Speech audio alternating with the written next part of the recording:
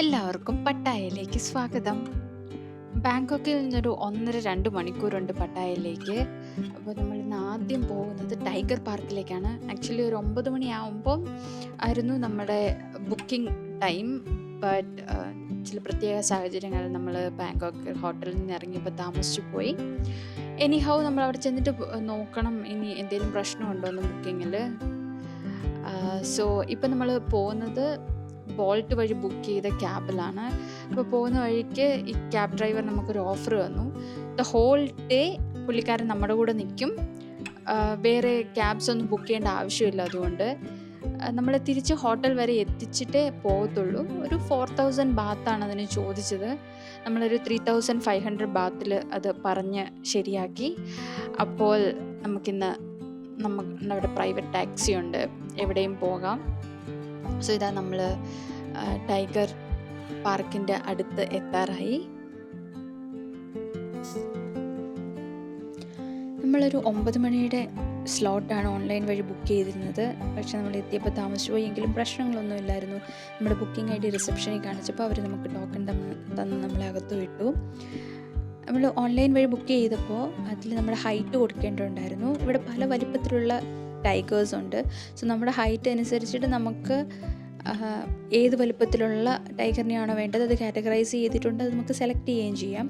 കുട്ടികളുള്ള കൂടെ ഉണ്ടെങ്കിൽ അത് കബ്ബിനെ ആണ് അവർ പറയുക. സോ നമ്മൾ കബ്ബിൻ്റെ അടുത്തേക്കാണ് എടുത്തേക്കുന്നത്. നമ്മൾ 4 പേര് കബ്ബിൻ്റെ അടുത്തേക്കും ഒരാൾ വലിപ്പമുള്ള ടൈഗറിൻ്റെ അടുത്തേക്കുള്ളതാണ് എടുത്തിരുന്നത്.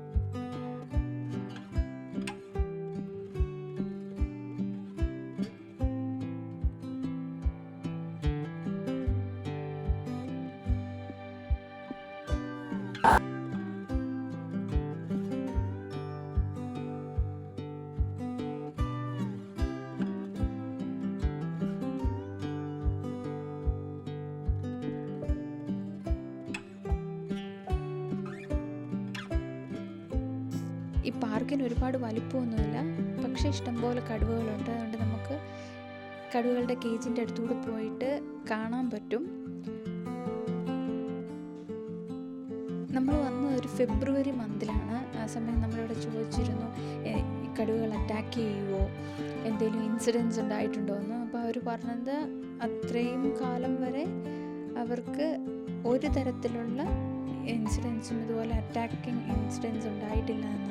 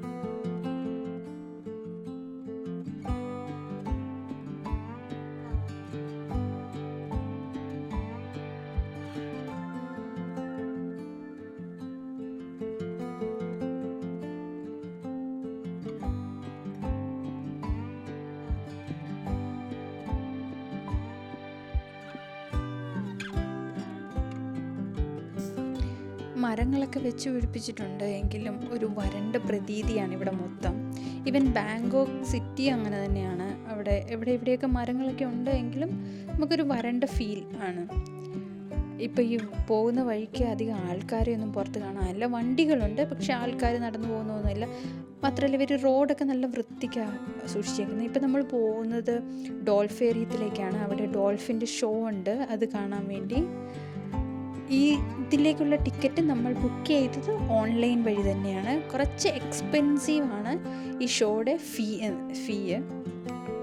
നമ്മൾ ബുക്ക് ചെയ്തതിന് 11 മണിക്കത്തെ ഷോ ആണ്, പക്ഷെ നമ്മൾ എത്തിയപ്പോൾ 1 മണിയായി. അതുകൊണ്ട് അവർ നമ്മൾ വേറൊരു ഷോയിലേക്ക് അക്കോമഡേറ്റ് ചെയ്യില്ല. അതുകൊണ്ട് തന്നെ നമ്മൾ സെലക്ട് ചെയ്യുന്ന ടൈമിൽ തന്നെ ഇവിടെ എത്തണം, അല്ല എങ്കിൽ വീണ്ടും ടിക്കറ്റ് എടുക്കേണ്ടി വരും. ആക്ച്വലി ഞങ്ങൾ വീണ്ടും ടിക്കറ്റ് എടുത്തു.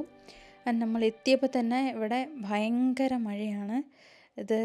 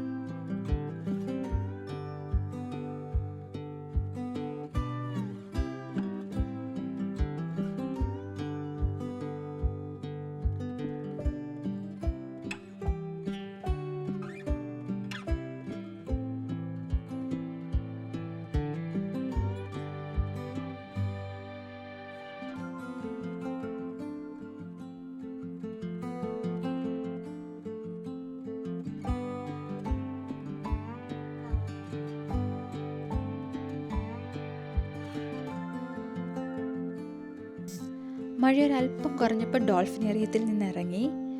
പട്ടായയിലെ one of the best options ആണ് ഡോൾഫിനേറിയത്തിലെ ഷോ. എല്ലാവർക്കും ഇഷ്ടപ്പെടും. It's really nice and enjoyable.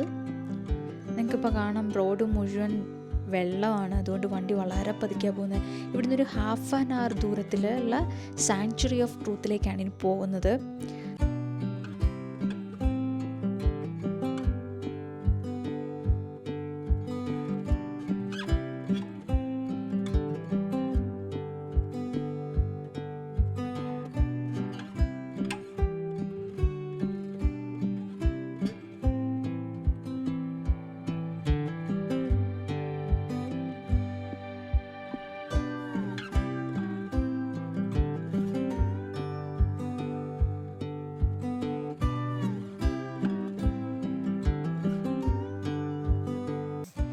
ഇവിടെ വന്ന് കൗണ്ടറിൽ നിന്ന് ടിക്കറ്റ് എടുക്കാവുന്നതേ ഉള്ളൂ. ടിക്കറ്റിന് അവർ തരുന്നത് ഇതുപോലത്തെ ഒരു ടാഗാണ്, നമ്മുടെ കൈ കെട്ടിയിട്ട് വേണം പോകാൻ.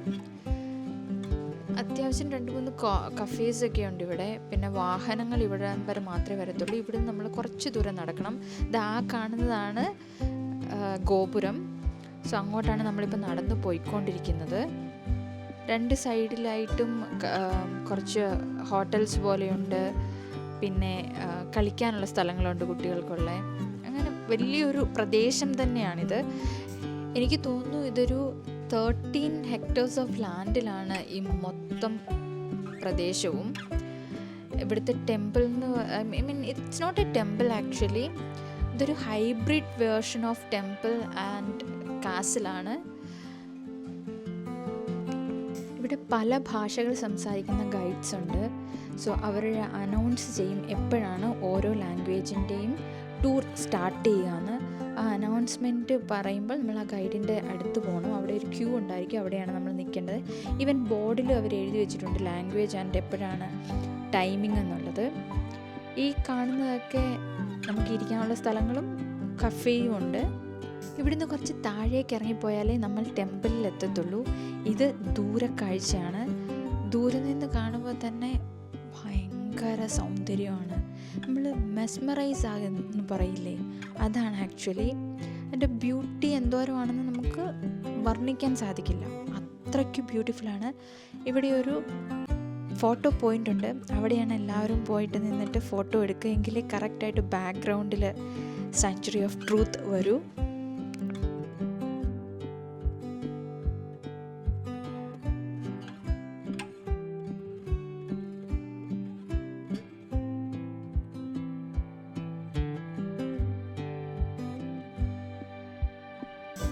കുന്നിറങ്ങി നമ്മൾ ഇവരുടെ പണിശാലയിലെത്തി. ഇവിടെ തടിപ്പണികൾ നടന്നുകൊണ്ടിരിക്കുകയാണ്.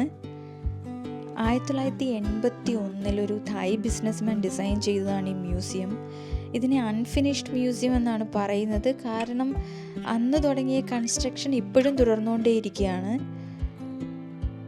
ഇതൊരു Hinduism, Buddhism and Ayutthaya kingdom ഇതിൻ്റെ സ്റ്റോറീസ്, ബിലീഫ്സിനെ തീമാക്കിയിട്ടാണ് ഈ മ്യൂസിയം ഡിസൈൻ ചെയ്തേക്കുന്നത്. ഇതിലെ ശില്പങ്ങളെല്ലാം അതിനെ ബേസ് ചെയ്തിട്ടുള്ളതാണ്.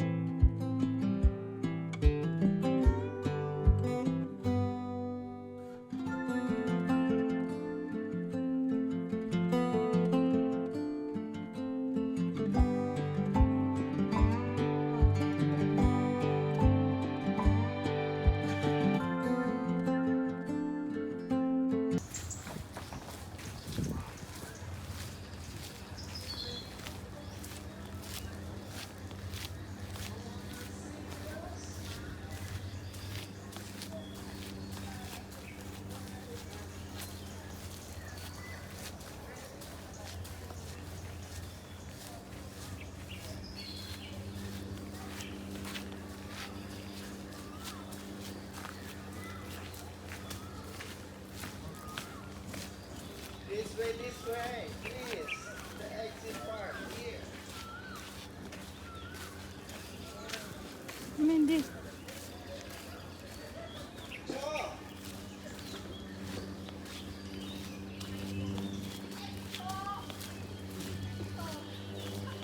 ഈവനിങ് ആയതുകൊണ്ട് ഞങ്ങൾ തിരികെ പോകാൻ വേണ്ടി തീരുമാനിച്ചു. വാക്കിംഗ് സ്ട്രീറ്റിൽ പോകണമെന്നുണ്ടായിരുന്നു, കാരണം പട്ടായ എന്ന് പറയുമ്പോൾ തന്നെ ആദ്യം കേൾക്കുന്ന പേര് വാക്കിംഗ് സ്ട്രീറ്റാണ്. സോ ജസ്റ്റ് അവിടെ ഒന്ന് പോകണമെന്നുണ്ടായിരുന്നു പ്ലാനിൽ. But we all are tired and it's late. ഇനി നെക്സ്റ്റ് ടൈം വരുമ്പോൾ പട്ടായയിലേക്ക് മാത്രമായിട്ട് വരണം എന്ന പ്ലാനിൽ ഞങ്ങൾ തിരികെ പോവാണ് ബാങ്കോക്കിലേക്ക്.